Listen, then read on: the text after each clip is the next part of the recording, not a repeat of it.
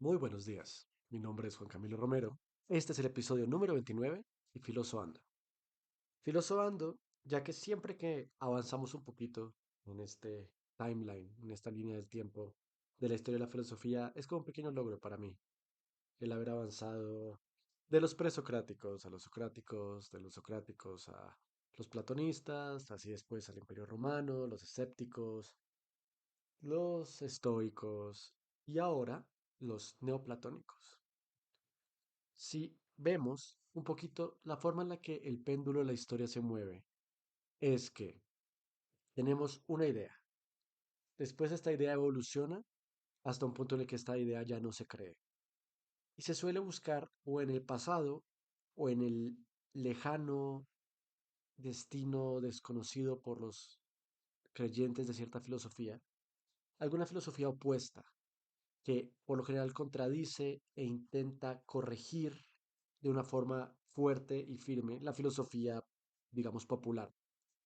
Este péndulo se ve constantemente. Primero tenemos a Sócrates, ¿no? Después de Sócrates pasamos a Platón, que ahí perfecciona sus ideas.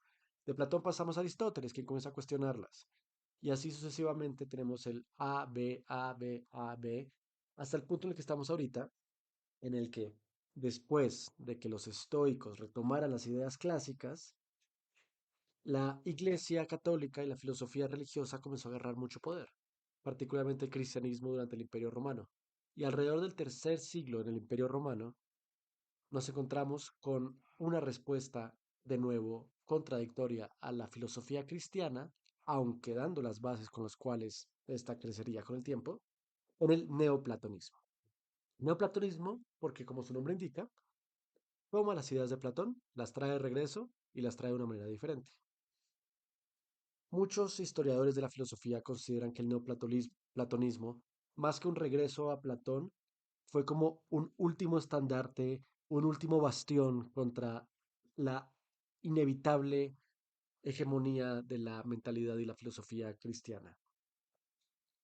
Los platonistas eran considerados realmente herejes y tenían que tener mucho cuidado en las ideas que tuvieran, ya que una cosa era estudiar a los antiguos y otra cosa era contradecir abiertamente el canon impuesto y respetado por el emperador.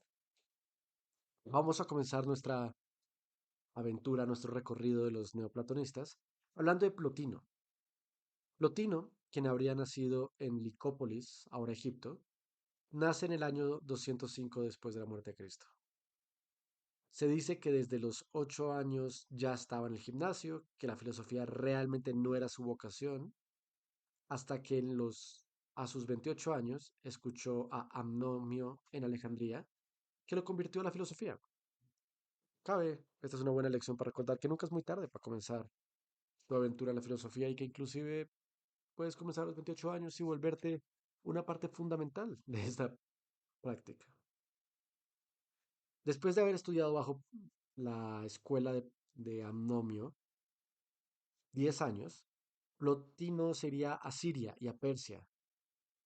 Se volvería miembro del ejército del emperador Giordano y terminaría refugiándose en Antioquia, ahí ya teniendo después su residencia definitiva en Roma, trayendo de todos sus movimientos y todas sus experiencias diferentes lecciones. Debido a esto, mucha gente lo llamaba el Sócrates demoníaco. Lotino sería muy influencial y de hecho la misma casa imperial lo escucharía y celebraría sus estudios. Constantemente sería parte de las expediciones de Jordiano y eventualmente sería profesor en su propia escuela filosófico-religiosa del futuro emperador Galieno y su mujer Salonina. Intentando aprovechar su relación con los emperadores, Plotino intentó fundar, y esto no es broma, Platónópolis, basándose en la República de Platón, pero los emperadores básicamente no lo dejaron. Plotino es una figura bastante controversial. Mucha gente lo acusa de ser alguien que plagia a los neoplatónicos que están en Grecia, alguien que plagia también a Filón, de quien ya hablamos, pero nada de esto es realmente demostrado, nada más es una crítica frecuente que cabe la pena mencionar. Asimismo, se dice que Plotino era bastante desagradable en su físico, en su aspecto, que estaba lleno de úlceras, que su voz era ronca, que su aliento era fétido, que era ciego y que de hecho la gran mayoría de sus escritos eran dictados y no escritos por él, por su propia ceguez, ¿no? Las obras de Plotino se suelen clasificar en cuatro etapas o en seis eneadas que estudian diferentes temas. La primera hablando del hombre y la moral, la segunda hablando de la física, la tercera sobre el cosmos y el universo, la cuarta sobre el alma y la psique, la quinta sobre el nu o la inteligencia y la sexta sobre lo que Plotino llamaría el uno. El carácter general del pensamiento de Plotino no es muy claro. De hecho, el mismo Hegel señala que no es una empresa fácil ofrecer una exposición sistemática de la filosofía de Plotino. Pero se puede decir que su pensamiento significó el último gran esfuerzo de la filosofía griega por constituir un esquema racional de la realidad. Plotino junta en su pensamiento el platonismo, el aristotelismo, el estoicismo, el judaísmo de Filón, las doctrinas orientales y a Pitágoras. Pero no es técnicamente sincrético, sino que toma una virtud de cada una de estas ideas, acercándose mucho más a lo que hemos visto en los eclécticos. Ahora, la idea principal de Plotino se distribuye o sale de lo que él llamaría el uno. El uno que muchas veces es comparable a la figura de Dios, pero que nunca es expresamente llamada así por Plotino, por lo cual nosotros nos conformaremos llamándole el uno. El uno es una cosa por encima de todas las ideas, es trascendental, todo pertenece al origen del uno. El uno de Plotino no es una causa ejemplar como de Platón, ni una causa formal motora como en Aristóteles, ni es una causa necesaria como en los estoicos. Es fundamentalmente la causa eficiente de todos los seres, aunque no por creación voluntaria, sino por emanación. La existencia de los seres múltiples y contingentes del mundo sensible reclama necesariamente la de ser uno y necesario. Al uno no se llega partiendo de la experiencia, se trata del presupuesto previo para la explicación de toda realidad, pero dentro del más genuino espíritu platónico. Es decir, el uno es aquello que tuvo que existir para que todo lo demás existiera. Pero a diferencia del primer motor aristotélico, a diferencia de la causa necesaria, tal vez mencionada inicialmente por Platón, el uno no crea porque sea su función crear. El uno crea y al ser perfecto y al ser gigante, de él emanan cosas, cosas a lo mejor menos perfectas, pero que deben a su causalidad al uno. El uno se acerca tal vez más al Big Bang, a esta partícula inicial que dio orden al mundo. El uno viene siendo una de las tres hipóstasis de Plotino. Ojo, son hipóstasis y no hipótesis, ya que la hipóstasis no busca ser probada y está más amarrada a la, digamos, autoridad de quien la dice, más que una hipótesis. Es un poco menos científica. La doctrina central de Plotino se basa en tres hipóstasis, que de hecho evoca un poco y probablemente es la inspiración de la Trinidad cristiana. Ojo, eso también se dice en la teoría de Filón, quien, como hemos dicho antes, se ha dicho fue copiado por Plotino, de nuevo, sin demostración. Ok, las hipótesis. Lo uno, como principio y última realidad, es la absoluta trascendencia. No hay términos para referirse a ella. El nu es la segunda hipóstasis, es la inteligencia pura que procede de lo uno. El alma, la tercera hipóstasis, es de naturaleza doble. Está ligada tanto al nu como al mundo de los sentidos, pero tiende a fundirse con el nu y por ende a perder su personalidad. Si estas son las hipóstasis básicas de Plotino, ¿cuáles son los principios generales de su filosofía? Bueno, eso se puede resumir en los siguientes enunciados, como bien hace en su trabajo de la historia de la filosofía Hugo Salvatecci. Todo ser perfecto es fecundo y engendra a otro ser semejante a él. emanación o evolución cósmica. Cuanto más perfecta sea una causa, tanto más perfectos son sus efectos. El uno causa que se altere su unidad simplísima y sin perder nada de su propio ser, es inmutable. La emanación es a la vez libre y necesaria. Los grados de perfección de los seres están en razón directa a su unidad y simplicidad. Los seres son tanto más imperfectos cuanto más se alejan de la unidad de su principio. La diversidad de los seres proviene de la adición de un elemento negativo, que es la diferencia. Toda diferencia en cualquiera de sus modalidades, sea forma o materia, es un principio del mal. ¿Ok? Entonces, si aquí vemos los temas de Plotino, lo que estamos viendo es su justificación de que hay un ser perfecto que tiene que existir y hay un ser perfecto que al existir, como existe en un espacio, en un momento, tiene que tener consecuencia. Toda consecuencia de este ser perfecto es ligeramente menos perfecta que el ser perfecto, pero al derivarse de él no es necesariamente malo. Sin embargo, estos seres un poco menos perfectos también al existir comienzan a emanar otros seres perfectos, pero ligeramente más imperfectos. Así sucesivamente, hasta que llegamos a diferencias lo suficientemente marcadas, en el cual ya no se puede hablar tan tranquilamente de un ser perfecto y se comienza a hablar de un mal. Si lo vemos de cierta forma, esta es una de las primeras tendencias hacia la evolución que podemos encontrar en la filosofía. Pero curiosamente, en este caso, la evolución no parece tener una connotación positiva, como la suele tener en la modernidad. En este caso, la evolución de la que habla Plotino es más una separación de un origen perfecto y por consiguiente una corrupción. Este proceso evolutivo es lo que Plotino llamaría la emanación.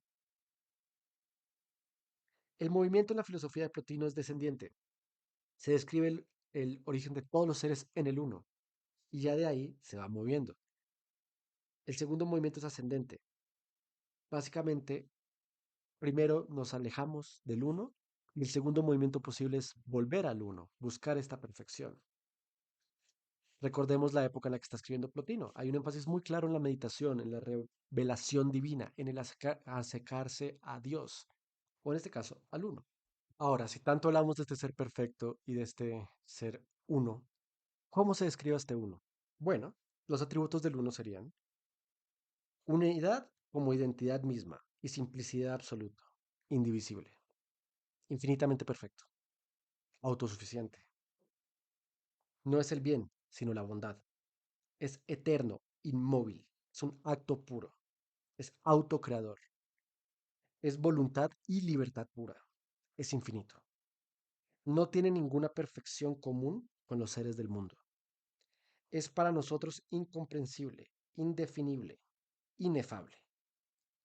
No se le puede conocer por los conceptos de la inteligencia, sino solo por el éxtasis. Está por encima de todo lo divino. Ahora bien, nosotros diremos, ok, es neoplatonismo, a lo mejor el uno es parte del mundo de las ideas, pero no. El uno va más allá del mundo de las ideas, ya que los atributos del mundo de las ideas pueden reflejarse en los atributos del mundo real, pero el mundo real no puede aspirar a la perfección del uno. El mundo de las ideas de Platón se encuentra en la segunda hipóstasis de Plotino, este siendo la inteligencia o el nu. Sobre el tema de la inteligencia procede del uno, por emanación eterna y necesaria, y es efecto e imagen suya.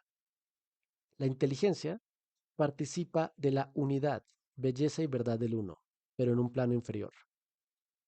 El nu no es unidad sino diada, pues es a la vez uno y no uno. Se trata de una unidad múltiple. El nu posee la virtud creadora semejante al uno. Su acto cognoscitivo no es la intuición sino la contemplación del uno y de sí mismo. La inteligencia es plenamente feliz en esta contemplación. En dicha contemplación constituyen una misma cosa la inteligencia misma, la intelección y lo inteligible. Al no poder intuir la unidad del uno, es un solo acto co- comprensivo, perdón. La actividad del nu se multiplica en infinitas ideas distintas, lo que constituye el mundo inteligible. o bien el mundo de las ideas de Platón. Y en esta analogía con Platón, el uno se puede acercar un poquito más a la idea del apeirón. Ahora bien, ¿cuáles son las propiedades del nu o el pensamiento? La inteligencia se genera como la imagen de lo uno, con el que se encuentra unido y separado al mismo tiempo. En ella se da la unidad de sujeto y objeto, y un movimiento que va de la unidad a la pluralidad, originando la génesis de la multiplicidad. Todos los inteligibles se encuentran en ella. La inteligencia es el padre del alma, el principio que la engendró. Es el mundo de las realidades eternas. De la inteligencia recoge el alma las formas que imprimen la materia. Es eterna, pues al tiempo solo pertenece el alma. Es el mundo de la pura belleza. Es el mundo de la unidad por oposición a la dispersión de las cosas sensibles, pero sin excluir la multiplicidad. Es la vida universal. Es un movimiento que recorre todo el círculo de la realidad que va perpetuamente de la vida a la vida. Es el mundo de las ideas. Esa última parte ya no es de Plotino, esa última parte la dije yo. Ahora bien, si la primera hipótesis es el uno, la segunda es el pensamiento, ¿cuál es la tercera? Bueno, la tercera es el alma universal. Esta se deriva de la inteligencia de la misma forma que la inteligencia es derivada del uno y es semejante a ella, pero de categoría inferior. Recordemos, es esta decadencia entre más nos alejamos de lo perfecto. Plotino lo caracteriza de la siguiente forma. Es el puente entre el mundo inteligente y el sensible. No conoce al uno, pero sí al mundo de las ideas de la inteligencia, no por intuición ni contemplación, sino por raciocinio. Tiene también actividad creadora y se comunica, multiplicándose sin dividirse en todos, y cada uno de los seres particulares del mundo sensible. Tiene dos aspectos, uno intelectivo y otro sensitivo, que tiene por misión informar los seres del mundo corpóreo. En él se contienen las razones sentimentales de todos los seres. Produce y gobierna el conjunto del universo corpóreo, de ahí procede la armonía del mundo. Produce el mundo corpóreo con el pasaje de la eternidad del tiempo. Es la ordenadora del universo y el principio de la vida. Es toda en todo el universo. Es un poco lo que el nu es al mundo de las ideas, el alma es al mundo sensible, ya que para Plotino, el mundo sensible, el mundo en el que tú y yo estamos, el mundo en el cual nos comunicamos y dependemos de nuestros sentidos para entendernos, resulta de la unión de la parte inferior del alma universal con la materia. De las diferencias que la materia añade al alma universal, resulta la diversidad de los seres corpóreos. El mundo es un viviente único. Todos los seres están informados por una misma alma. El alma universal, el mundo sensible, se convierte en el reflejo del mundo inteligible. Entonces, existe el uno. El uno existe porque tenía que existir. Y al existir, el uno comienza a tener derivaciones de sí mismo, comienza a tener pequeños pedazos que evolucionan de él. Uno de estos es el pensamiento o el nu. El pensamiento y el nu crea y en él contiene todo el mundo de las ideas. Y de él deriva de la misma forma lo que es el alma. El alma, al juntarse con la materia, crea el mundo incorpóreo, perdón, el mundo corpóreo. Y al existir el mundo corpóreo, bajo creación del alma, que es un derivado del nu, que crea al mundo de las ideas, el mundo corpóreo asemeja el mundo de las ideas, dándole un poquito de estructura un poquito más física a las ideas originales de Platón. Ahora, en la materia hay dos tipos de materia. Está la materia inteligible y la materia sensible. La materia inteligible siendo el sustrato incorpóreo de las formas y la materia sensible siendo el sustrato de los compuestos sensibles. Ahora, como la materia ya está lo suficientemente alejada del perfecto original, la materia es el principio del mal y es el mal. Es la razón de todas las imperfecciones y deficiencias que hay, de todas las pequeñas separaciones que tenemos de lo real. El alma no llega a ser mala, pero el alma, al juntarse con la materia y crear el mundo corpóreo, también crea el mal. Ahora bien, si hablamos de un mal y de una benevolencia, tenemos que hablar de ética. Pero ¿qué es la ética para Plotino? ¿Cuál es la búsqueda del estudio ético? Bueno, es el ascenso al uno. Básicamente, tenemos que encontrar una forma de alejarnos de nuestro aspecto material y acercarnos lo más posible al uno que es perfecto y que es bueno. No podemos aspirar a él, pero podemos aspirar a acercarnos a él. Plotinio señala tres medios para retornar al uno: la música, el amor y la dialéctica. La dialéctica, que es la parte más noble de la filosofía, ya que nutre al alma en el campo de la verdad. Recordemos que la dialéctica es más que nada hablar de algo, contradecir lo que se dijo y avanzar la conversación hacia adelante. Entonces, siendo músicos, amando, verdaderamente amando, o bien a través de la filosofía pura y bien trabajada, podemos acercarnos a perfeccionarnos. Y al perfeccionarnos, nos acercamos al uno, dejamos atrás la materia, el pecado, todo lo que es la felicidad, la belleza, el bien, la mística, inclusive de Plotino, consiste en volver, no a Dios, sino volver al uno. Y una de las mejores formas de hacer esto para Plotinio, o tal vez no las mejores formas, pero las formas para él más demostradas que funcionan, es a través del éxtasis, o bien la revelación divina. Para Plotino, el éxtasis es un estado inefable en el cual el alma, por la intuición amorosa de lo uno, se olvida completamente de sí misma, perdiendo su personalidad propia, se identifica con el uno. Con el ejercicio de las virtudes intelectuales y con la contemplación racional, no se pierde la conciencia personal, pues se advierte la alteridad del ser divino, como límite del propio conocimiento y del propio amor, lo que significa una gran limitación. Con el éxtasis desaparece la alteridad y se alcanza una identidad plena y absoluta entre el uno y el yo. El éxtasis es el retorno plenamente realizado del uno.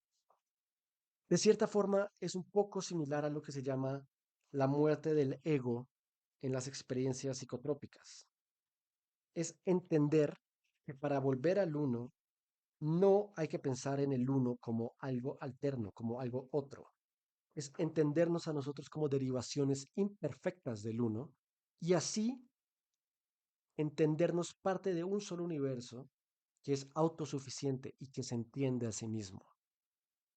Esto, años después, se perfeccionaría bajo la idea de la fenomenología del espíritu. No se preocupen, todavía no llegamos a eso. Pero de aquí comienza a salir. Plotino no solo es valioso porque recupera a Platón y no solo es valioso porque eventualmente llevará a que Platón sea aprendido y reestudiado por figuras como San Agustín, quienes lo meterán en sus ideas del canon religioso y que hará que conservemos sus ideas hasta hoy en día, sino que Plotino comienza a enfocarse en la dialéctica de tal forma que está poniendo las bases fundamentales para Hegel. Sin más por ahora, me quedo con agradecerles, como siempre, por escucharnos, por sus comentarios, por su fidelidad, por cada martes o cada viernes o cada día que ustedes escuchen esto, hacerlo. Les agradezco mucho si son de la gente que ha venido últimamente desde TikTok o desde Instagram por mis pequeños análisis de anime y series y telenovelas. Para mí esto es un sueño hecho realidad. Espero verlos el próximo martes. Continuaremos con los neoplatonistas. Un abrazo. Bye bye.